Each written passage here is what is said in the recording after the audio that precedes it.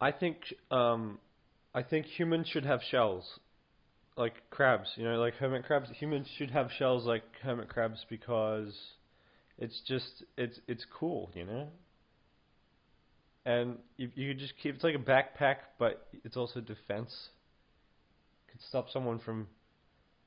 Well, it's like an umbrella that's a backpack that also you can crawl up inside, and it's like a sleeping bag. Except the only downside would be really hard. So maybe if it was like a soft shell, hermit crab shell for humans. So a soft shell hermit crab shell for humans that is waterproof, I guess.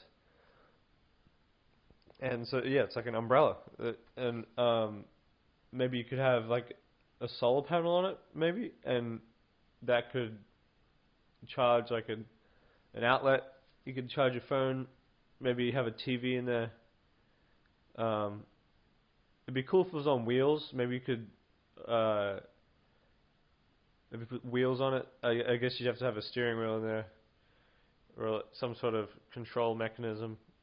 But you'd probably want to see as well because shells are often like they're all spirally, so you wouldn't be able to technically look out the back, depending on how big the shell is and how well you fit into it. But um, maybe you put a windscreen in it, and the wheel and the steering wheel and the wheels. Um, but you'd have to put like if you're driving in the dark, you'd have to put um, headlights on it so you could probably so you could see in the dark, and also, I mean, if you're going somewhere on wheels, you're going to go fast, and so you don't want to be crashing into anything. Because if you go on a slow pace, if you go on a walking pace, you don't really need headlights. You might want a light so that other people can see you. But yeah, and then you'd have to have some sort of safety tests and all that sort of thing. Um, but then also maybe if it's waterproof, you could probably get underwater in it. But then if there's lights, it might electrocute you.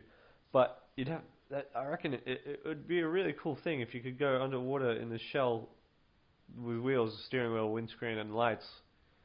And then maybe also you'd need like windscreen wipers to get the water out of the windscreen, off the windscreen, so you could see properly.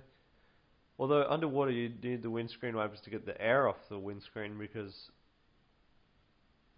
that's it's like the opposite underwater is that there's air bubbles rather than rain droplets, and I just think that's it's one of the cool things about nature, you know.